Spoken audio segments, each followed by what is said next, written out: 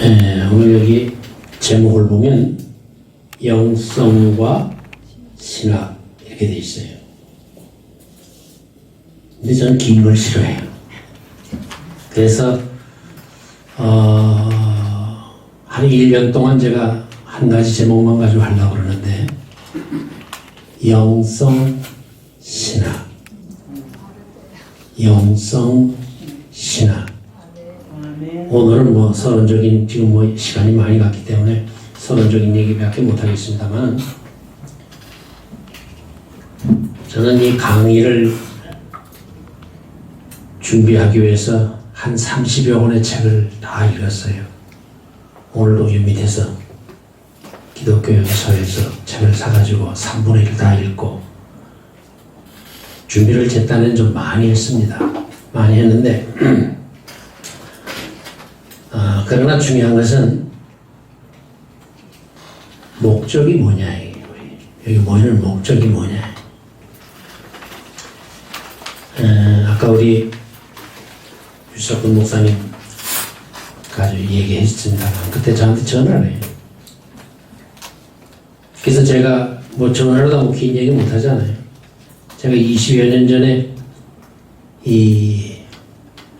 우리나라 그 종교음악 하는 사람들, 그 사람들을 모아놓고 우리나라에서 최초로 기록되어진 가스펠송 혹은 찬송가가 뭐냐, 그때 아는 사람이 없어서 내가 아리랑이라고 그랬다. 아리랑. 아까 우리 유 목사님 뭐 많이 얘기를 했습니다만은, 이 이것이 아람어로는 알라, 신을 알라라고 하잖아요. 알라. 그게 알이라는 뜻이에요. 또 우리 기독교에서는 엘로힘. 그리고 한국에서는 아주 신성한 사람, 권위가 있는 사람, 하늘에서부터 보내심을 받은 사람을 알에서 나왔다 그래요. 박혁거세가 알에서 나왔다. 이게 무슨 뜻이냐? 알에서 뭐 나오고 있어요? 알에서 벼마리가 나오지. 그러나 그 알에서 나왔다는 것은 보통 사람과 달리 하나님께로부터 보내심을 받아서 온 그런 사람이라 하는 그런 어떤 권위적인 그런 얘기. 그래서 제가 아까 아리랑 아라리오, 거기까지는 제가 생각이 꼭 갔습니다, 사실은. 근데 그것을 제가 쭉 발표를 했더니 날 보고 미친놈이라고 그래요. 당신 근거가 됐냐. 저는 언어 분석학을 공부하는 사람이기 때문에 그 언어 하나하나를 가지고서 언어 하나를 가지고 책을 하나 만들 수 있을 만큼 자꾸 그걸 분석을 해요. 거기서 나온 거지 무슨 뭐 어떤 자료가 있는 건 아니거든. 제가 왜 그 얘기를 하는가 하면은, 그때 제가 우리 유 목사님 아마 잊어버렸으면 좋을 텐데 그 얘기를 아마 기억할지 모르겠어요. 미친 사람 또 하나 있구만. 왜냐면 내가 미쳤다는 말 들었는데 또 미친 사람이 또 하나 있구만. 근데 오늘 사실은 남들이 어떻게 표현할지 모르지만 오늘 이 모임은 미친 사람들의 모임이에요. 미친 사람들의 모임이에요. 그 미쳤다는 말이 뭐냐? 제가 언어 분석했다 그랬잖아요. 미쳤다는 말은 영어로 말하면 reached, 어디에 도달했다, 어디에 도달했다 하는 거예요. 세상 말로 하면 도를 깨우친 사람이에요. 미쳤다는 말은. 그래서 우리 그러잖아요. 우리는 영향을 미쳐야 된다. 다른 사람들에게 영향을 미쳐야 된다. 미친다는 게 굉장히 좋은 말이라고. 그래서 저는 우리 이 모임을 기도하면서 어떻게 생각하면, 우리 모임은 미친 사람들의 모임이다. 미치지 못한 사람도 여기 있을 거예요. 소위 제정신 가졌다고 생각하는 사람. 근데 여러분들 하나하나에게 보면은 남이 안 가진 게 다 있어요. 저도 여기 공부를 많이 합니다. 여러분들 아까 하는 거 제가 하나하나 이렇게 분석하면서, 그저 계속 감탄사예요.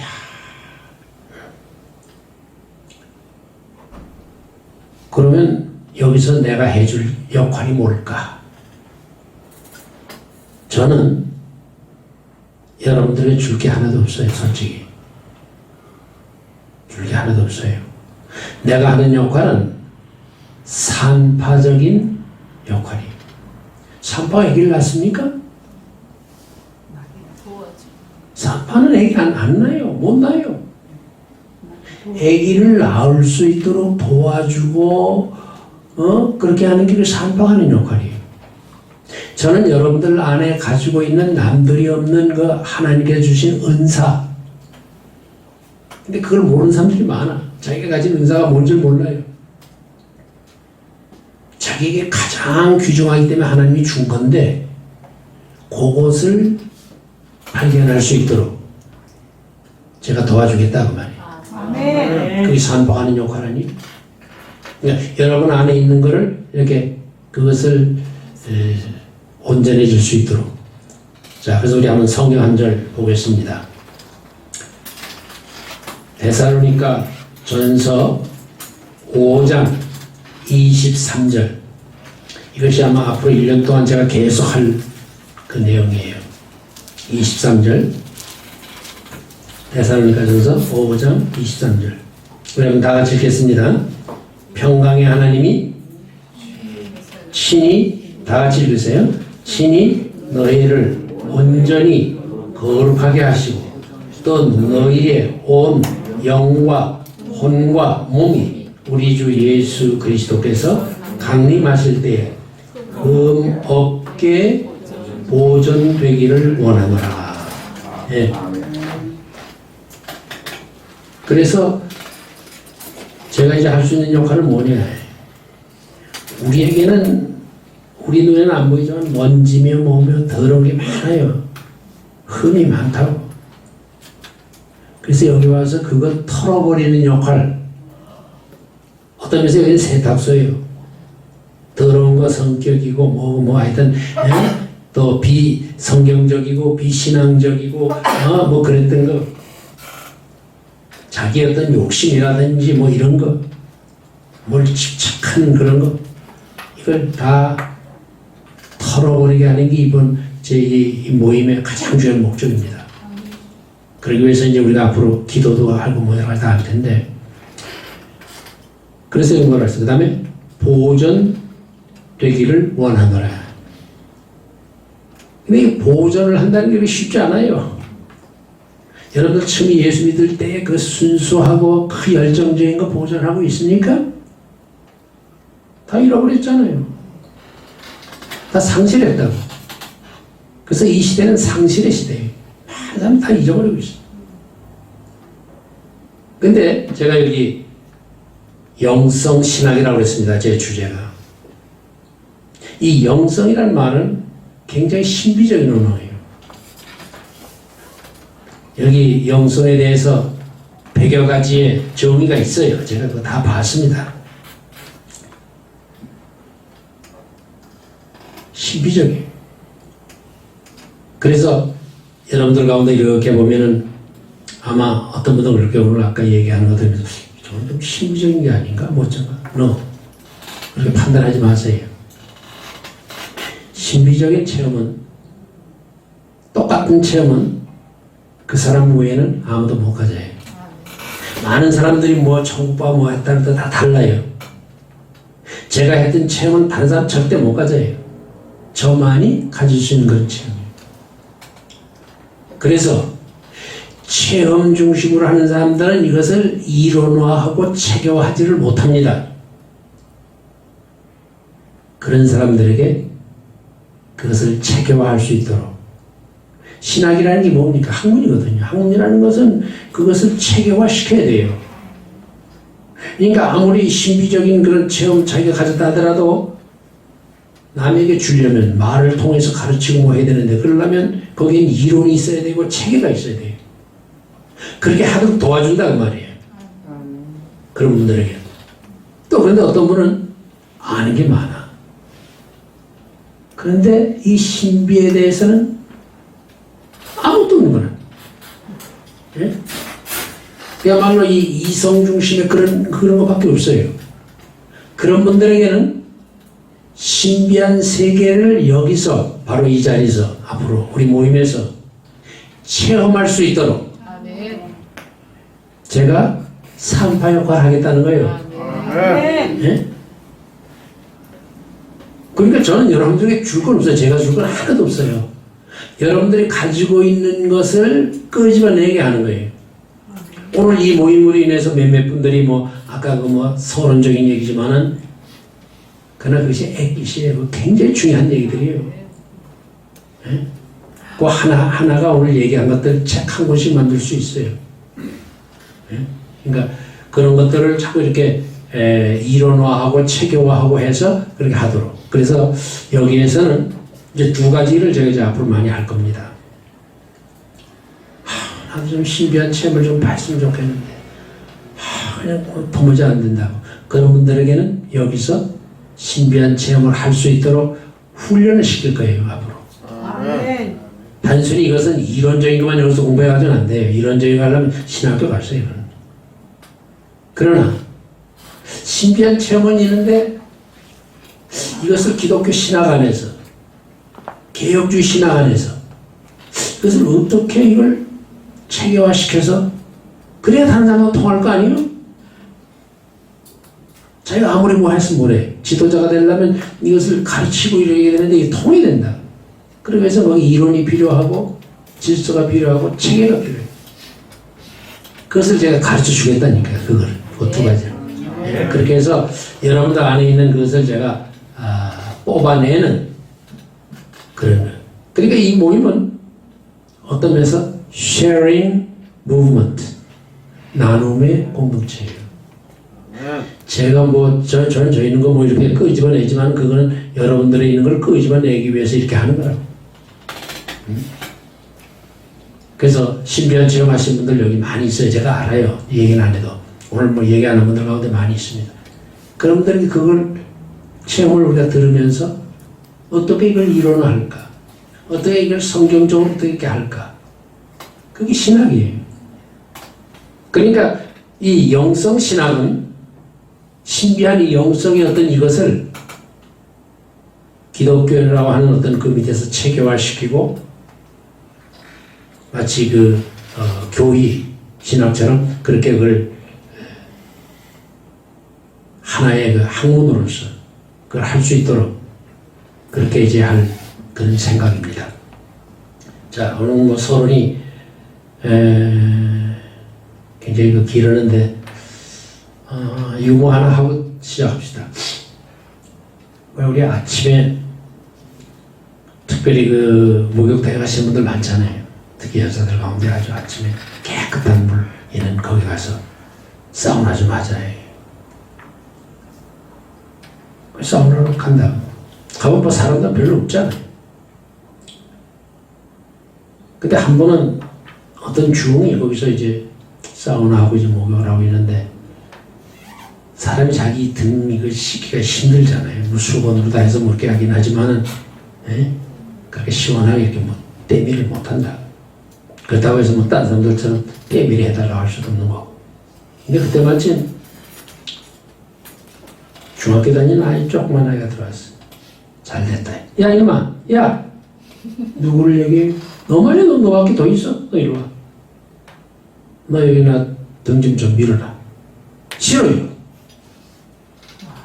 자기가 하지 뭘 그래.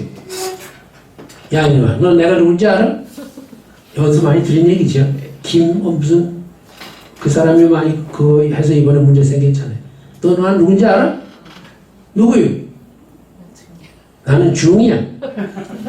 중이야, 그래. 중? 나는 중3이야.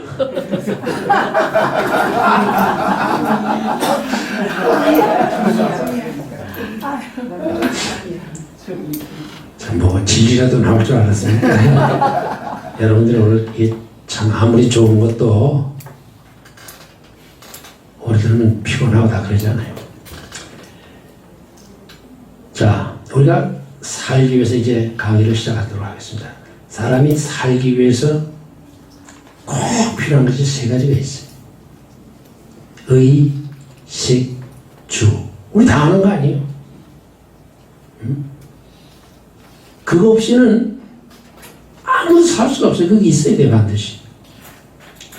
그러나 그것을 다 가지고 있다 할지라도 사람다운 사람의 삶을 살 수 있느냐?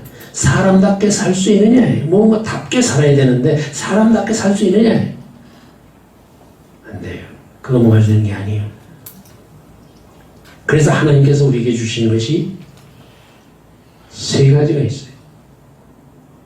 그게 뭔가 하면은 지성, 감성, 영성, 이 세 가지를 주셨다. 조금 전에 읽은 이 말씀이 왜 이게 중요한 말씀인가 하면은 이 말씀을 중심으로 해서 초창기의 그 교우였던 오리겐이라고 하는 아주 유명한 성경 해석학자가 있었습니다. 그 당시에 그 사람만큼 책을 많이 쓴 사람이 없어요. 그러나 나중에 이단으로 몰리면서 그 책이 다 붙어버렸어요. 그게 참 아까워요. 이단의 이 얘기도 들을 게 많습니다, 여러분들. 신학교에서도 이단 가르치잖아요. 그렇게 되라고 가르치는 겁니까? 그렇게 되지 말라고 가르치는 거지. 그런데 그 사람이 한 게 뭔가 하면 삼분설이라고 소위 말하는 사람에게는 영과 혼과 몸, 육체 이 세 가지가 있다.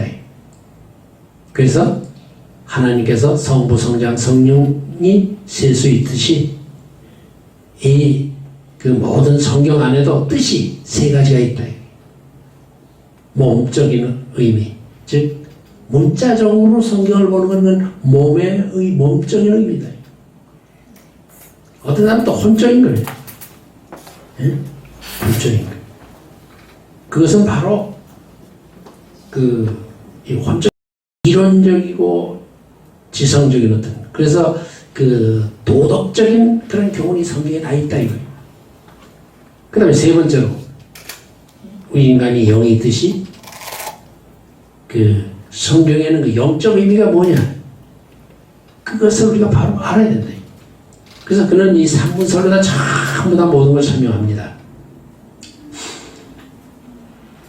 자, 제가 뭐 그걸 그대로 따르는 게 아니라 그래서 그 사람이 인용하는 구절이 바로 이 구절이에요. 데살로니가서 5장 23절 몸과 혼과 영. 그 영혼은 뭐고 영과 혼은 또 뭐냐? 우리가 창세기 1장과 2장을 보면 하나님께서 인간을 창조할 때에 흙으로 빚으셔서 그 몸을 만들고 그 다음에 거기에다가 그의 입김 생기라고 했어요. 성경에 생기를 불어넣었다. 네? 그것이 영혼이거든요. 영혼이거든요. 그래서 이 삼분설은 부흥사들 갖고 이 구절을 가지고서 자꾸 이렇게 삼분설 얘기합니다만은 그 잘못 알아서 그래요.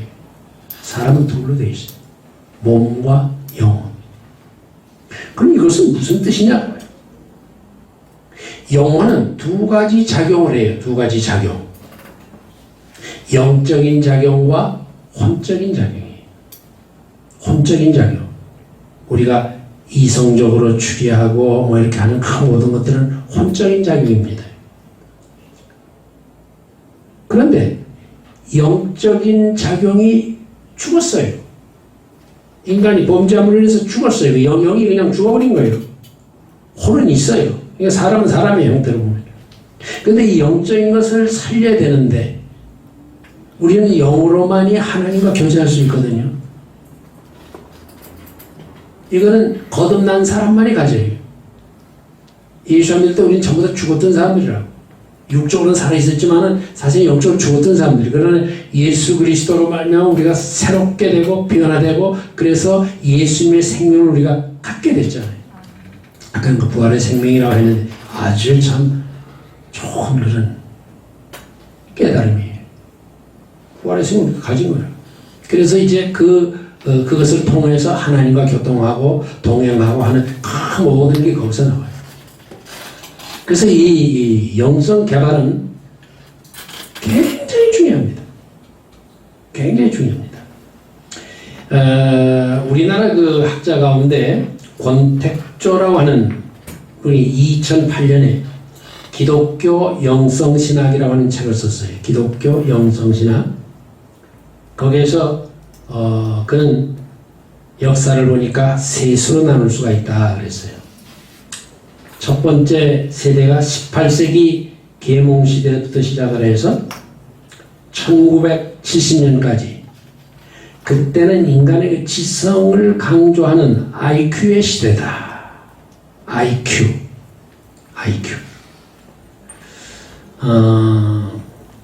원래 이 IQ란 말은 독일에서 온 말입니다.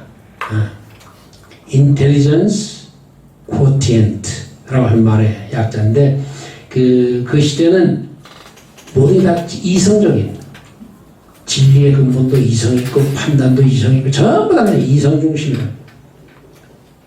그리고 두 번째는 1980년에서부터 1990년까지, 그때는 EQ의 시대라고 했어요. EQ라는 말은 Emotional Quotient, 감성 시대. 그때는 감성이 많이 발전했어요. 그러나 2000년 이후에는 무슨 시대냐? SQ 시대다. SQ라고 하는 말은 Spiritual Quotient, 영성의 시대다. 그렇게 그는 자기 책에서 결론을 내렸어요. 그런데 저는 그 말을 그대로 받아들일 수가 없어요. 왜냐하면 그 시대에 있는 사람들이 정말 IQ를 중심으로, SQ를 중심으로 해서, 영성을 중심으로 해서 살아왔느냐? 아니요. 그래서 저는 그것을 어떻게 생각하면, 우리가 지금 그 영성을 잃고 살고 있는데, 영성을 회복해야 하는, 그리고 영성의 중요성을 깨달은 그런 시대라. 그런 뜻으로 저는 그것을 받아들이고 싶습니다. 어쨌든 간에 이 시대의 가장 큰 특징은 뭐냐? 영성 상실의 시대예요. 많은 사람들이 영성이 죽어 있습니다.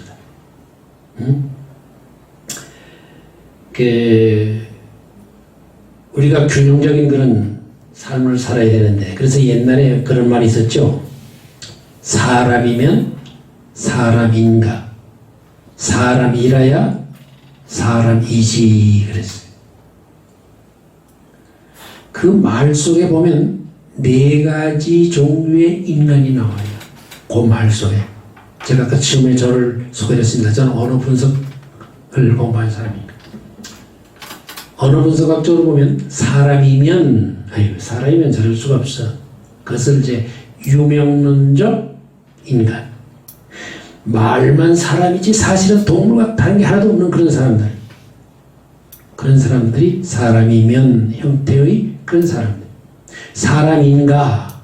이것이 뭔가 이제 과학적인 그런 인간. 사람이라야 당위성을 주장하는 윤리적인 인간. 사람이지 참 인간, 종교적인 인간이. 그래서 진정한 의미에서 사람다운 사람이 되려면 어떻게 되느냐? 영성을 회복할 뿐만 아니라 그것을 개발을 해서 사회에, 예수님의 제자로서 그것을 사회에 환원해주는 그런 삶을 살아야 합니다. 아마 여러분들은 어떤 관심을 가지고 있는지 모르지만 저는 아주 조그만 것에 그런데 아주 관심이 많아요. 중요한 것은 영이 어디에 있느냐. 우리 몸에 심장에 영이 들어있을까? 아니면은 뇌 속에 영이 들어있을까? 영혼이 뇌 속에 들어있을까? 심장 속에 들어있을까? 남들이 보면 미친 사람이죠. 그러나 저는 거기에 대해서 얼마나 관심이 많은지 몰라요. 그런데 1981년에 로저 스페일이라고 하는 박사가 뇌를 연구를 했어요. 했더니 뇌가 둘로 크게 나눠지더래요. 좌뇌와 우뇌. 여러분들에게 우뇌와 좌뇌 둘로 이렇게 나눠져요. 그런데 이 좌뇌가 굉장히 발달한 사람은 잘 기억해. 잊어버리질 않아. 그래서 이런 사람들은 학교에서 학점이 잘 나와요. 다 뭐 기억을 해서 그냥 쓰고 그러니까. 그러나 우뇌가 발전한 사람은 기억력이 없어. 대신 이 감성이 굉장히 발달해가지고 천재들은요 다 우뇌가 발달한 사람이에요. 우뇌가. 예? 그게 바로 그 뇌를 구분하면 그렇게 됩니다. 그런데 중요한 것은 그 사람이 좌뇌와 우뇌의 중간에 보니까 뭔지 알 수 없는 게 있어요. 그래서 그것은 그를 뭐라고 지었는가 하면 신뇌라. 하나님 신자 써가지고 신뇌라. 그렇게 이름을 지었어. 어떻게 이름을 붙일 수가 없으니까 아마 그래서 그런지도 모르겠어. 근데 재밌는 것이 얼마 전 10월 9일자 조선일보 28면에 캐나다의 그 몬트리올에서 뇌신경학을 연구하는 브렌다 밀러라고 하는 한 여자를 거기 소개하고 있어요. 혹시 여러분들 오래된 신문 가지고 있으면 한번 보세요. 거기에서 그는 무슨 얘기를 하는가 하면 인간의 그 뇌가 기억을 하잖아요. 또 잊어버리기도 하잖아요. 그것에 대한 연구를 평생 한 사람이에요. 근데 이 사람이 몇 살이냐? 96살인데 지금 지구상에 살고 있는 현역 교수 가운데서 제일 나이가 많아. 지금도 현역이에요. 학교에서 강의하고 그냥 은퇴 교수가 아니고 미국에서는요 그 은퇴 연한을 어떻게 정하느냐? 법적으로 그걸 제한을 못해요. 그게 헌법에 어긋나요. 미국 헌법에는. 물론 교단적으로 그걸 자기들이 정할 수는 있지만 헌법적으로는 자기가 할 수 있는 한까지 목회할 수 있고 자기가 할 수 있는 한까지 교수 생활할 수 있어요. 그게 미국의 법이라고. 그걸 제한하면은 그것은 헌법에 어긋나요. 그래서 미국에는 어떤 면에서 좋은 면도 있죠. 그러나 각 교단마다 이제 특별하게 그 연한을 정하기도 합니다만, 그런데 그는 무엇을 거기서 찾아내느냐? 지금까지는 기억이 어떻게 작동이 되느냐? 예? 요새까지는 이런 하고 이 전체적으로 이 뇌 전체가 그 모든 것을 기억하는 그것으로 생각했어요.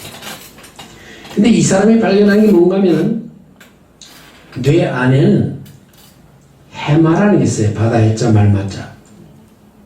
우리가 흔히 생각하는 그런 그 동물 그게 아니에요. 해마라고 하는 뇌 안에 그 한 부분인데 길이가 1cm, 가로가 길이가 5cm 되는 이렇게 된 그 부분이 있어요. 그걸 해마라 그럽니다. 해마. 이 해마 속에 인간의 영이 있는 건가? 아직 결론 못 내렸어요. 저는 못 내리라고 봅니다. 왜? 그건 절대 죽을 때까지 역사가 계속하는 절대 못 내려요.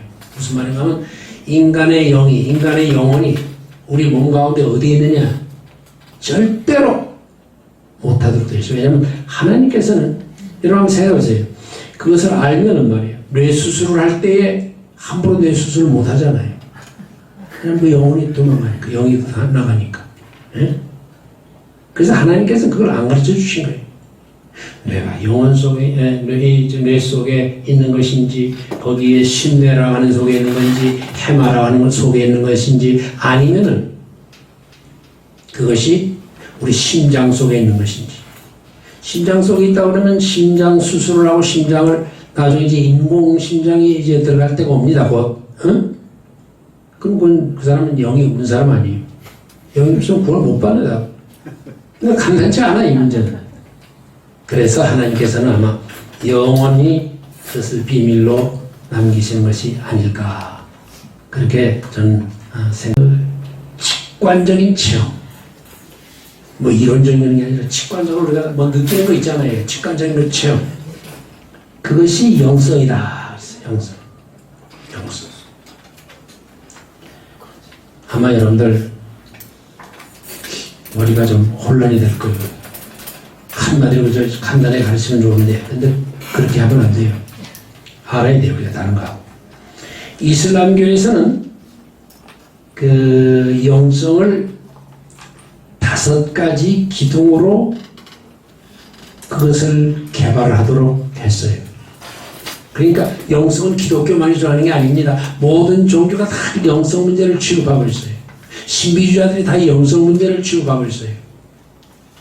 그런데 이슬람교에서는 영성을 5가지 기둥이라, 5 pillars, 5가지 기둥으로 봐요.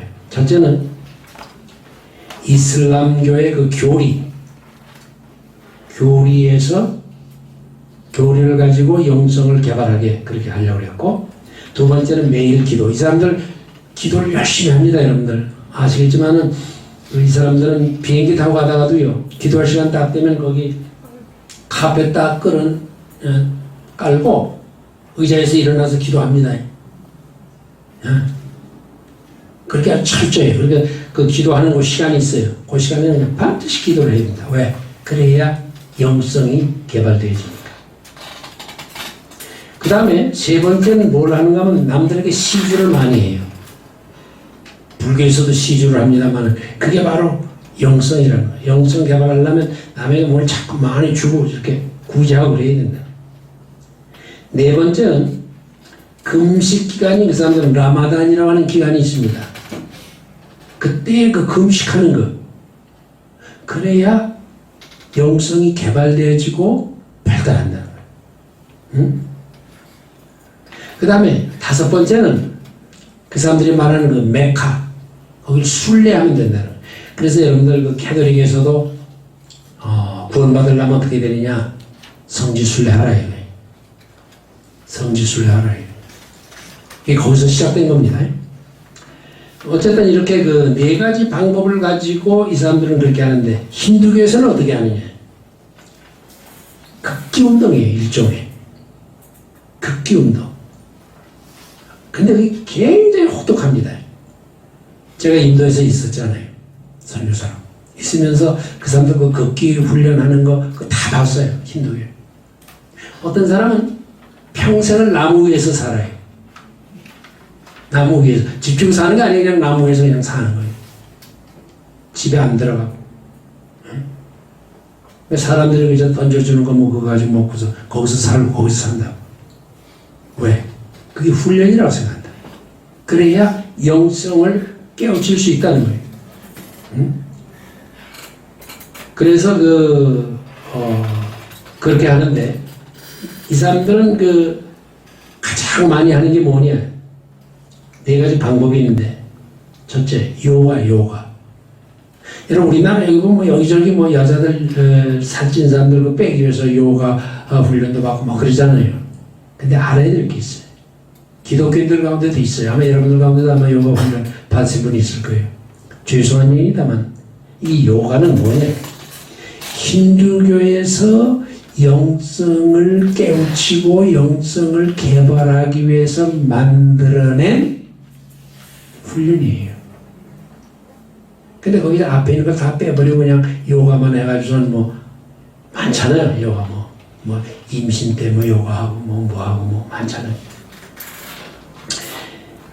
일종의 이것은 인도의 신비주의 철학입니다. 요가가. 예.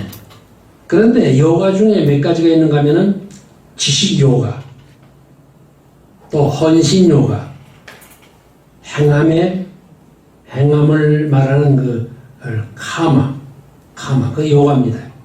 카마 요가. 또 중요한 게 명상 요가예요. 여기서 우리가 꼭 기억해야 돼요. 명상 요가. 그것은 요새 기도 가운데 여러 가지 종류의 기도가 있잖아요. 그래서 앞으로 제가 이 기도의 종류도 얘기하면서, 장단점을 얘기하면서 우리가 직접 그걸 할 거예요. 그래서 이론만 한 게 아니라 명상 요가. 거기서 우리가 조금 본받을 게 있어요. 다만 다르지.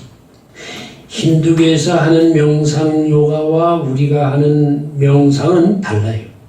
예? 그래서 우리 다 같이 묵상기도 하심으로 예배 시작하겠습니다. 그 일종의 명상하는 거라고. 그 시간에 명상하는 거예요. 응? 그래서 이 명상을 강조하는데 재미있는 것은 천주교에서 이것을 굉장히 강조를 합니다.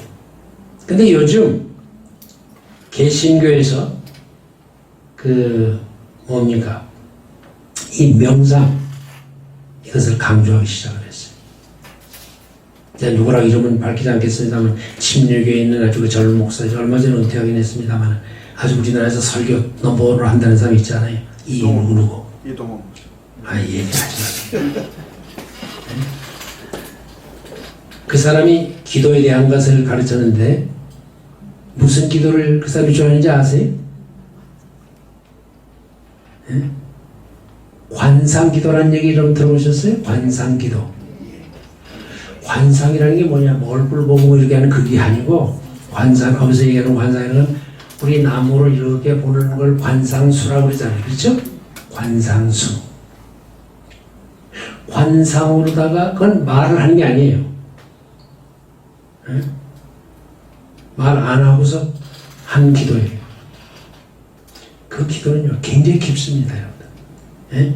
그때는 신비한 체험을 많이 하게 돼요.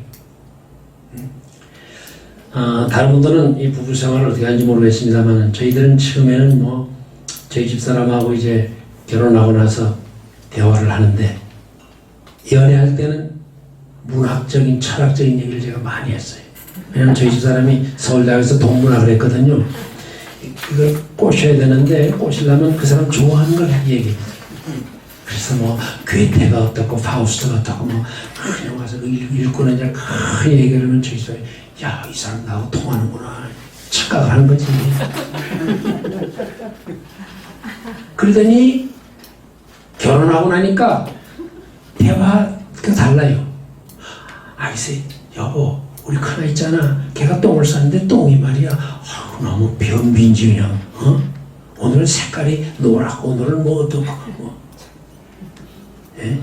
형이 상학적에서 형이 하하로 떨어진 거예요. 그게 부부간의 대화예요, 그게. 근데 이제는 나이가 많으니까 그것도 귀찮고 그냥 피곤하고 그러니까 멍하니 보기만 해요. 멍하니 보기만 해요. 근데 통합니다. 눈만 봐도 알아요. 당신 배고프지? 어떻게 알았어? 그럼 부부 생활을 벌써 지금 이제 50년 가까이 이제 하는데 그걸 모르겠냐고. 배고픈 것도 알고 내가 어디 소화가 잘 안 되는지 그것도 알고 그냥 보기만 해도 알아요. 중요한 건 그거예요. 우리가 하나님 앞에 기도할 때 어떻게 기도합니까, 여러분들? 응? 제가 물어볼게요. 어린애가 태어나서 어떻게 엄마하고 대화를 합니까? 애기를 안 낳으셨나? 어떻게 대화해요? 울어요, 울어. 그냥 울어요. 저는 우리 그 둘째 아이를 미국에서 제가 1년을 제가 키워봤잖아요. 사모님은 뭐 했나? 그 사람 밤에 가서 돈을 벌어야 되니까 밤새도록 제가 그 아이를 케어했어요. 그때 잘만 하면 울어요. 이 녀석도 우유 달라고 그러는구나. 배고파서 그러는구나. 그래서 이제 미국에서는 우유를 냉장고에 넣어서 아주 차게 해서 아이들한테 줍니다. 또 여자들이 임신을 아기를 낳았잖아요. 그럼 목욕해야 되는데 미국에서는 아주 찬물로 합니다. 한국은 따뜻물로 하잖아요. 어린애들한테 우유 줄 때도 따뜻하게 띄워서 주잖아요. 어느 게 더 과학적인지 난 모르겠어요. 하여튼 오늘 그거 지금 얘기하려는 건 아니니까. 근데 어린애가 막 운다. 그래서 우유를 주니까 안 먹어. 무슨 냄새가 나. 귀족이 똥 싼 거예요. 그게 이제 불편하니까 우는 거예요. 귀족이 또 갈아주고 이제 자야지. 잘라고 탁 하니까 또 울어요, 그 아이가. 이 녀석 또 쌌구나 하고 딱 귀족을 보니까 보송보송해요. 왜 옵니까? 우유 달라고. 또 이제 주고 나서 이제는 이제 자야지. 잘라다 보면 또 울어요. 이번엔 또 안아달라고 우는 거예요. 그런데요, 그 어린애를 1년쯤 밤만 제가 물론 길립니다만 그렇게 해보니까 울면 이건 왜 우는구나, 저 무슨 뜻이다 알아요. 마찬가지예요. 우리가 기도할 때 어떻게 기도합니까? 우는 기도 안 한다. 그냥 하나님 앞에 그냥 무슨 말인지도 모르죠. 자기도 기도하고 나서 다 기억합니까? 자기도 무슨 기도했는지도 몰라. 하여튼 기도는 하기로 했는데. 그런데 놀라운 것은 하나님이 다 아세요. 예? 여러분들 기도한 거를 녹음을 해가지고 글로 써보세요. 문법도 안 맞고 형편없어요. 그런데 그걸 하나님이 좋아하세요. 그 기도를. 여러분들 어린애들이 어떻게 합니까? 막 울다가 나중에는 이제 말을 배우잖아요. 말을. 그래서 이제 자기 생각을 체계화하고 이론화하잖아요. 마찬가지 우리의 기도도. 응? 예수 믿고 몇십 년 되는데도 우는 기도만 하시는 분이 있어요. 그러면 하나님께서 걱정합니다. 이놈이 크질 않네. 이 영성이 개발되고 좀 더 그걸 발전시켜야 되는데. 예? 그러려면 이 기도를 통해서 이제 또 훈련을 해야 됩니다. 그걸 안 합니다. 그러나 말을 배워야 돼요. 기도하는 법을 배워야 돼요. 그래야 깊이 들어갈 수 있어요. 깊이 들어갈 수 있어요. 근데 그 중에 하나가 환상기도. 그래서 개신교에서는 이동원 목사가 시작을 했다가 나중에 포기했잖아요.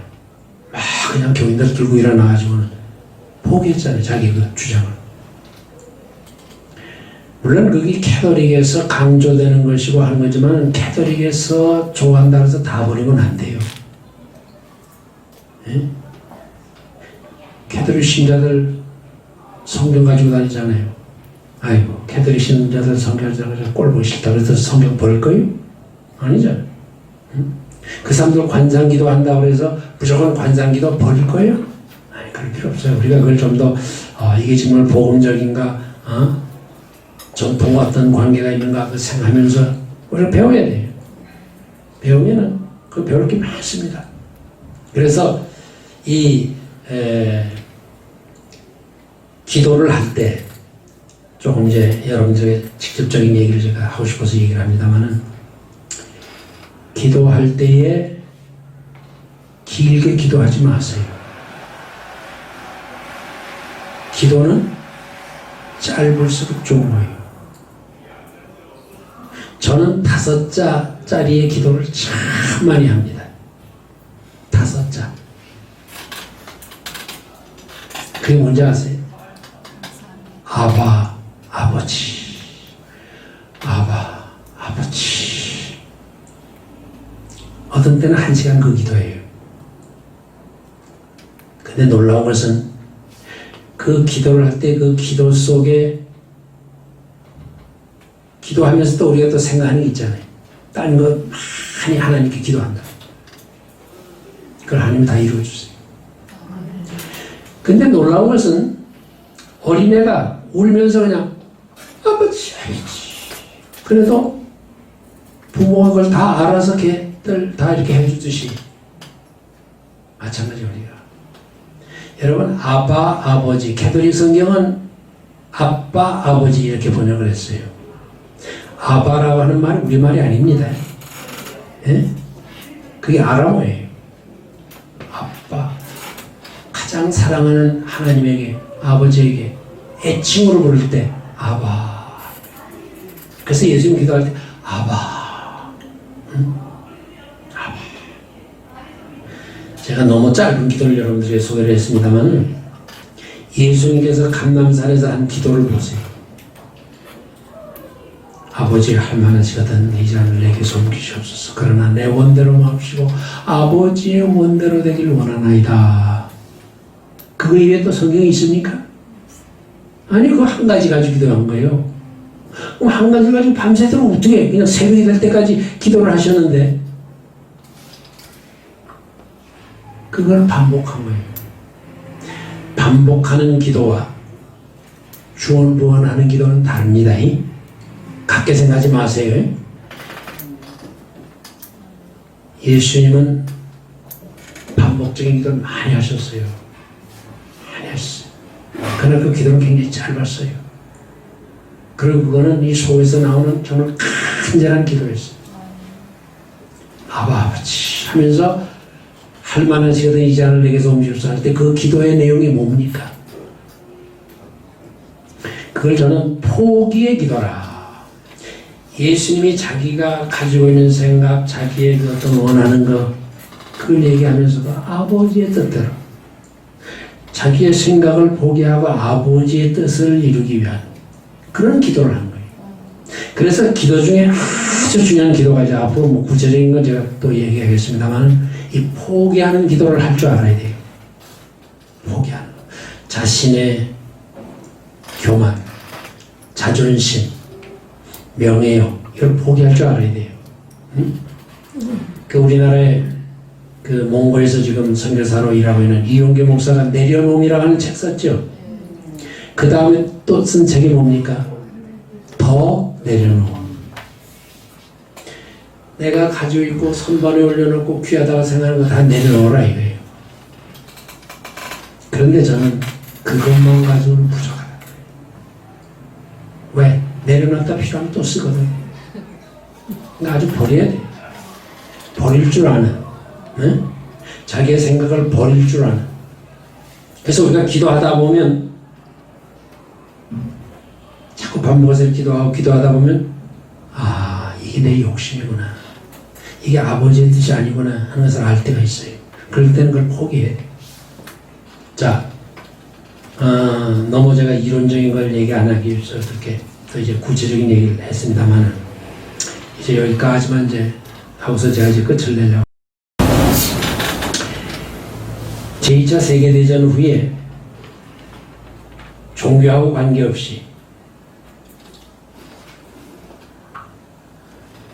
소위 말하는 주관적인 체험, 기독교 안에도 그게 있습니다. 그걸 강조하는 그 운동이 일어났어요. 그게 뭐냐? New Age 운동이에요. 이건 꼭 기억해 가세요. New Age. 왜냐하면 이 New Age 운동이 기독교 안에 많이 들어왔어요. 지금. New Age 운동에서 중요한 사람이 크리스 콘이라고 하는 사람이 여기 중요하고 또 유명한 배우 가운데 셜리 맥레인이라고 하는 아주 예쁘장한 아마 우리 장 목사님은 아마 그 영화 봤을 거예요. 네? 셜리 맥레인 나오냐 아주 그 사람이 거기 아주 주도적인 역할을 하고 있습니다. 여기서 보면은 제가 누구라고는 얘기 안 하겠습니다만은 그 뉴에이지 음악이 우리나라에 많이 있는데 그 중에 예를 들면 서태지 같은 사람 그 사람의 음악을 잘 들어보세요. 그게 뉴에이지 음악이에요. 네? 아주 현대 젊은 사람들에게 팍 들어요. 우리나라 어떤 면에서 이 서태지는 천재입니다. 그 사람 음악 하는 거 보세요.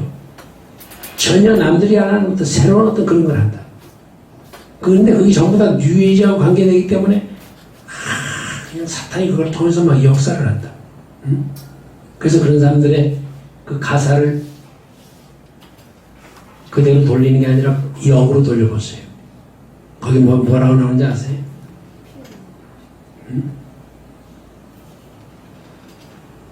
나는 사탄이다. 그런 말이 나와요. 역으로 이렇게 하면.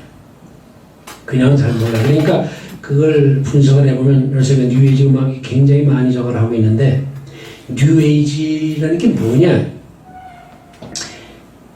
쉽게 말하면 점성술하고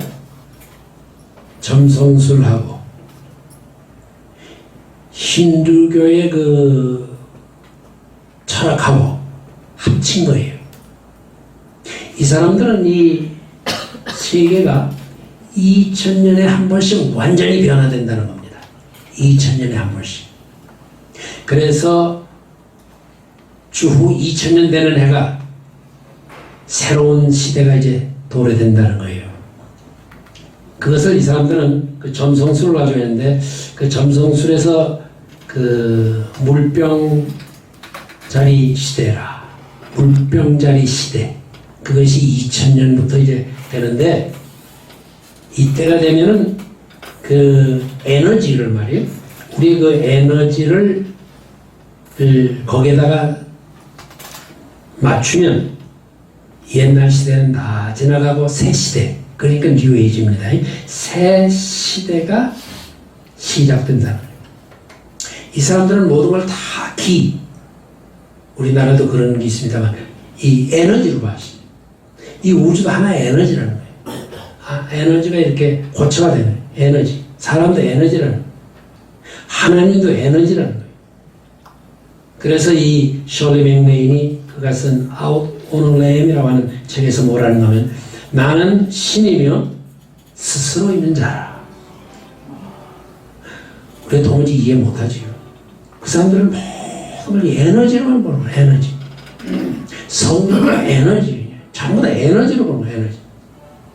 그런데 이 사람들이 호응을 받는 이유가 뭐냐. 자연 보호 운동을 이 사람들이 제일 앞장섭니다. 평화, 세계 평화, 그걸 부르짖는 사람들이 이 사람들이 가장 앞장서서 하고 있습니다.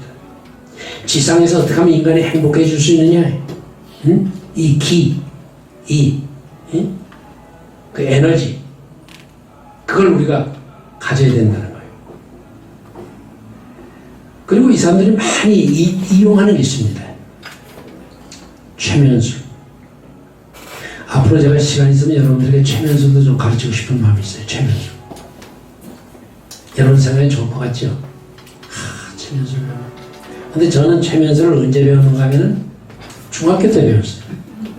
중학교 때. 최면술인 줄도 모르고. 혹시 여러분들 이런 게임 아마 기억할지 모르겠습니다. 나이 많은 분들은 알 거예요. 반지가 있습니다. 반지를 여기다 있다, 손에다 이렇게 하고 다 눈 감으라 그래요. 자, 손에 힘을 빼세요. 자, 손에 힘을 빼세요. 반지를 여기다 넣습니다. 그리고는 거기다 주문을 외는 거예요. 주문은 물론 여러 가지입니다만은 제가 어렸을 때 배운 주문은 뭔가 하면 올매달 춘향이 나이는 18세 이 가중에 놀아봅시다. 그걸 자꾸 반복하는 거예요. 그러면서 손에다 힘을 빼라는 거예요. 손에다 힘을 빼요. 그래요. 그러면 이제 이것이 손에다 힘을 빼면요, 반지가 뚝 떨어집니다. 뚝 떨어지는 순간에 체면이 걸려요. 그럼 거기 앉은 사람이 손뼉을 치거나 노래를 하면 막 자기도 모르게 춤을 추고 막 그래요. 그게 옛날에 놀이로다가 사용했던 최면술이에요. 최면술이죠. 우리나라 가끔 가다가 텔레비전을 보면 최면술도 있잖아요.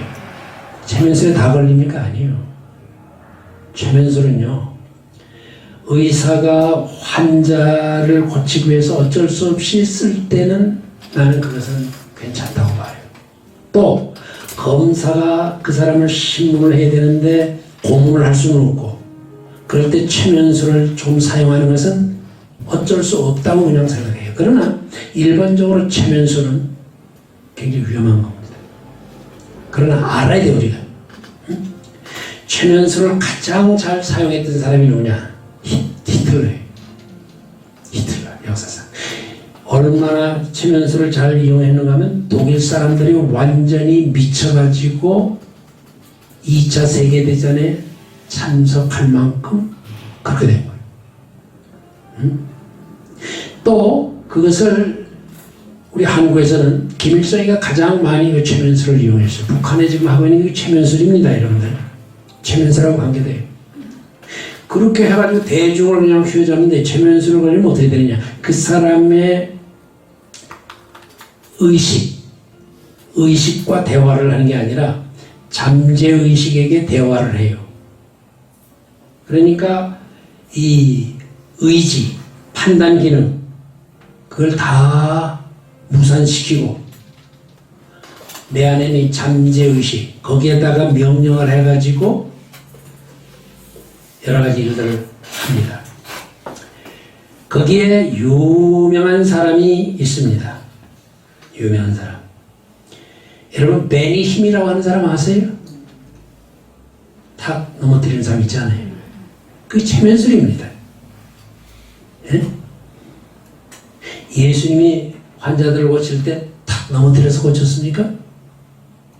아니요. 말씀으로 고쳤어요. 말씀으로.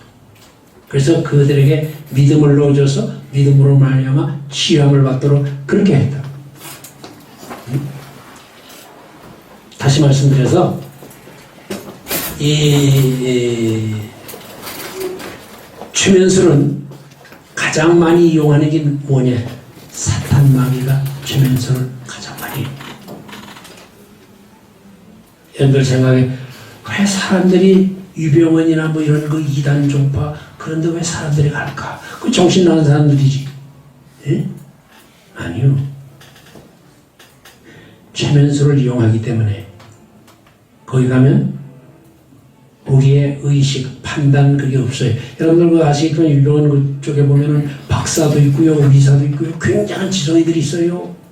다 무식한 사람들이 아니요. 근데 거기 가면 그런 그 의식, 그것을 다 무력화시키고 판단 능력을 무력화시키기 때문에 이것이 그런 건지 뭔지 몰라요. 그래서 오늘날 가장 많이 이용하는 게 뭐냐, 사탄이. 뉴에이지 운동. 그래서 특별히 뉴에이지 음악. 그 음악이 지금 뭐 요새 참 너무 많이 이용하고 있어요.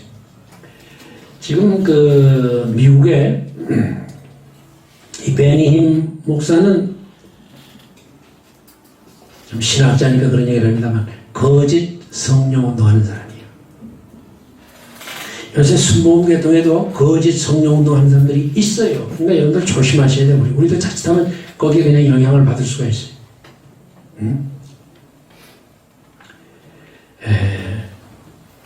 그런데 여기에서 주목할 게 뭐냐? 뉴에이지 운동은 뭐냐면 점성술에다가 힌두교 철학을 접목시킨 일종의 동양의 신비주의. 근데 요새 서양의 많은 사람들이 동양의 종교, 동양의 신비주의를 연구합니다. 미국 신학자들이. 제가 누구누구라고 얘기 안 해드리겠습니다만 그런 사람들이 많이 있습니다. 왜? 미국 사람들은 뭔가 새로운 얘기를 해야 되거든. 새로운 얘기를 하려면은 서양에 있는 건 더 이상 연구할 게 없어. 동양의 신비주의적인 그 어떻게 그 이론으로 과학적으로 할 수 없는 그거 뭔가 있거든요. 그러니까 그것을 연구를 해가지고 기독교에 접합시키는 그런 사람들이 많이 있어요. 여기서 저는 여러분 요가 중에 쿤달리니 요가라는 걸 아십니까? 누가 알고 계신 분 계세요? 쿤달리니 요가. 아까 제가 분명히 얘기했습니다. 요가가 뭐예요? 단순히 그저 살 빼고 뭐 이렇게 하는 그 요가 운동 그것만 가져온 거지만 원래 그것이 기원이 어디에 있어요? 힌두교예요. 힌두교. 그래서 제가 인도에 있으면서 그 힌두교를 연구하기 시작했다. 어떻게 요가를 하며 최면술은 어떻게 하며 제가요 마술도 배웠습니다.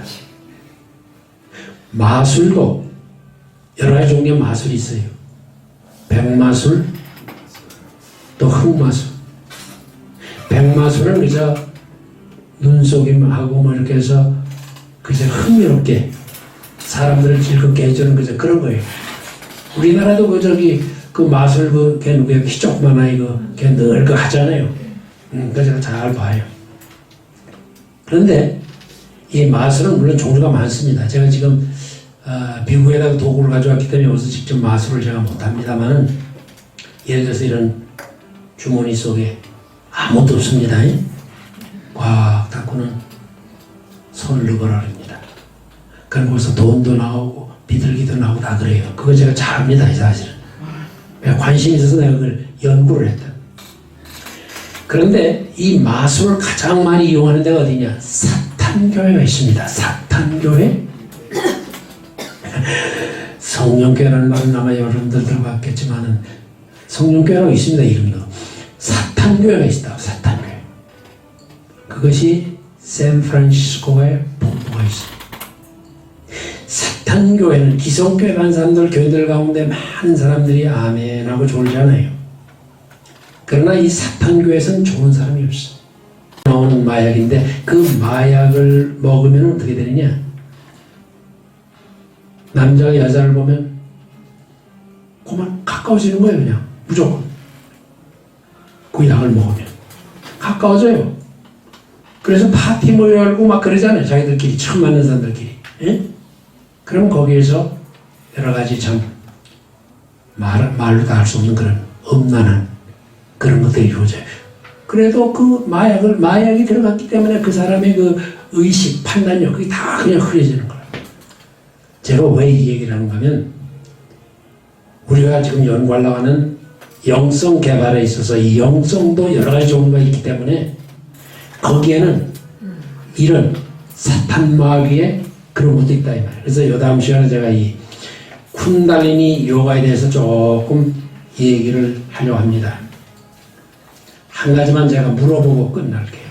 여러분 단전호흡에 대해서 아십니까? 예. 누가 이해했어요? 어떻게 하는 게 단전호흡이 돼가 그죠? 요 배꼽호흡이라고 그러는데 배꼽 어떻게? 배로 호흡하는 거 완전 명상하면서 배꼽에서 세치 아래 네. 그 단전이 있어요. 그 호흡을 하는 거예요. 근데 이 단전 호흡이 우리나라의 그 선도라고 있어요. 선도 거기서 가르친 거죠. 그리고 중국에서는 기공 기를 넣어주고 예 타고 뭐 그러잖아요. 뭐 그런 것도 하고 있는데 그거 거기에서 그 나온 그런 것들입니다. 그래서 제가 오늘 이건 뭐 길게 설명을 하겠어요. 그래서 이 단전 호흡이라든지 이런 거 기독교적인 게 아닙니다. 그것은 이방 종교 혹은 신비주의 혹은 사탄마귀 거기서 나온 그런 것들이에요. 그렇기 때문에 오늘 제가 여러분들에게 지금 소개하려고 하는 핵심은 뭐냐? 영성운동 한다고 해서 무조건 좋은 게 아니다 이 말이에요. 개혁주의적인 영성운동도 있고 가톨릭적인 영성운동도 있고 신비적인 그런 영성운동도 있고 별게 다 있어요. 그걸 여기다 이제 하나하나 내놓으면서 신학적으로 비판할 건 비판하면서 우리가 성경적으로 그걸 받아들여야 되잖아요. 그래서 우리 이 모임을 통해서 이게 쉐어링 무브먼트라고 그러는데 제가 아는 거는 그저 그런 것들이니까 그런 것들을 제가 여러분들에 내놓으면 귀야 내가 지난번에 했던 게 그게 우리 기독교적인 게 아니구나 스스로 그것을 체계화하고 이론화하는 그건 여러분들 몫이에요.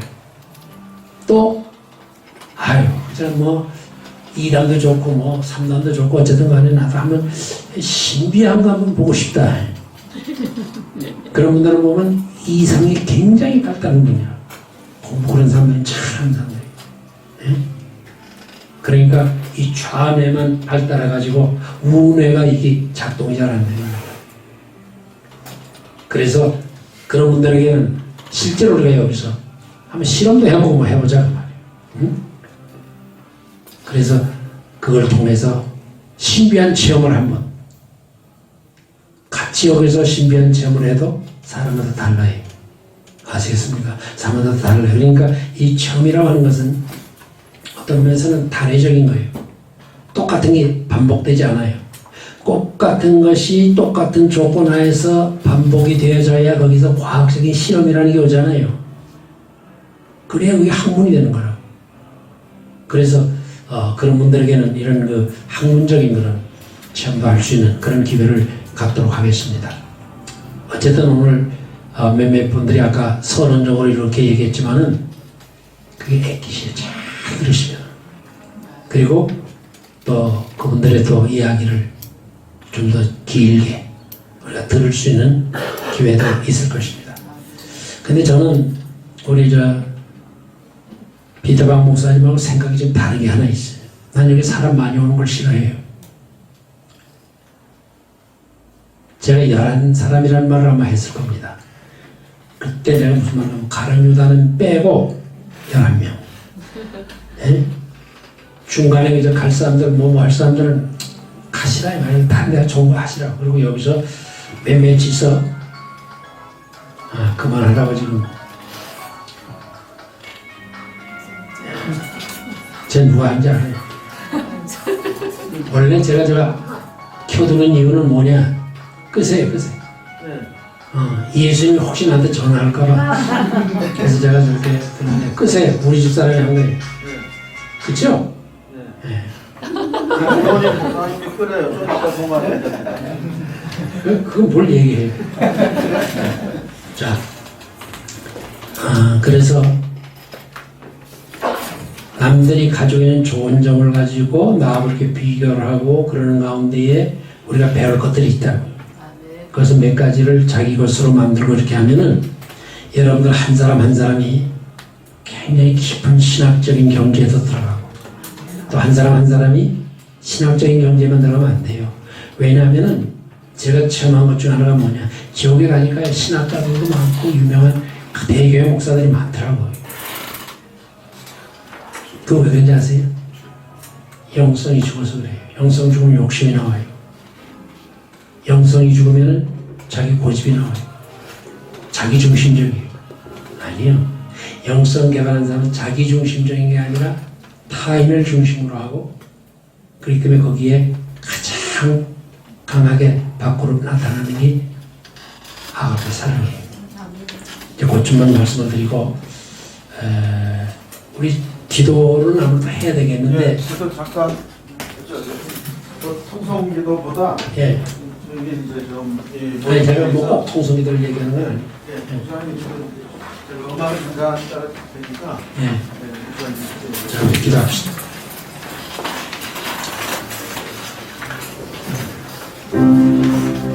자비로우신 아버지, 우리를 자녀로 삼아주신 것 너무너무 감사합니다. 우리에게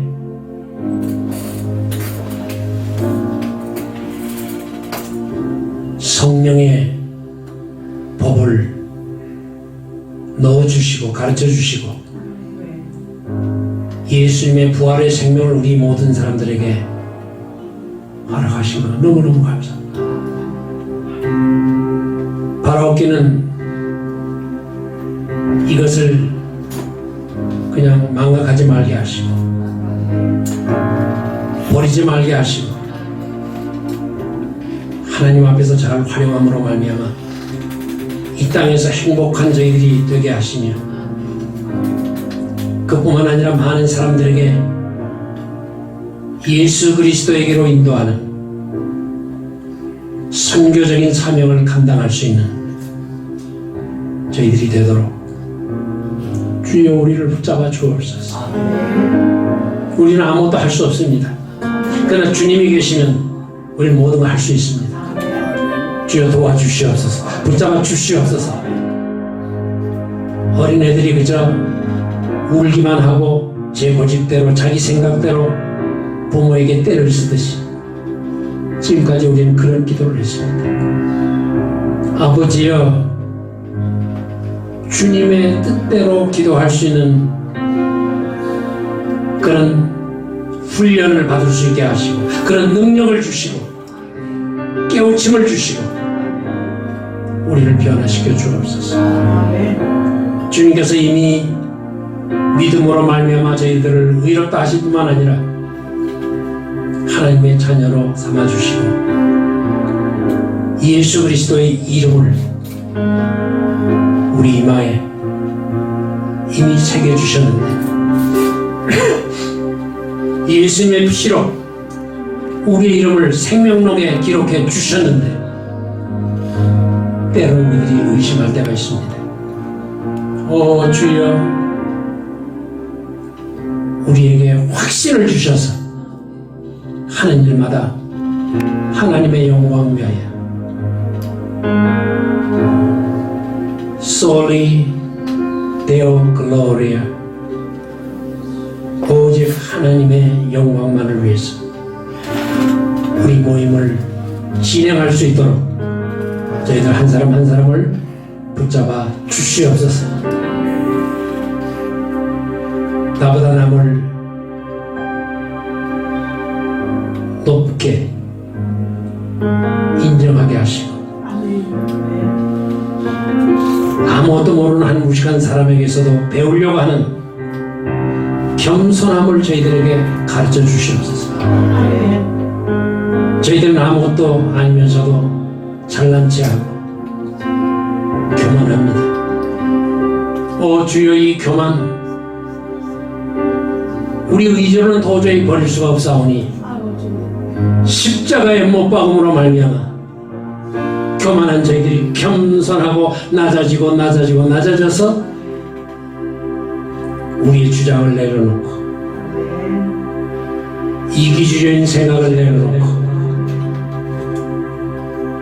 욕심을 내려놓고 빈손으로 하나님이 주시는 은사들을 받을 수 있게 하여 주시옵소서. 다음 모임에도 하나님께서 더 큰 은혜, 모일 때마다 변화가 일어나는 우리 모임, 영성 개발 운동이 일어날 수 있도록 붙잡아 주시옵소서. 예수님의 이름으로 간절히 기도하옵나이다. 예수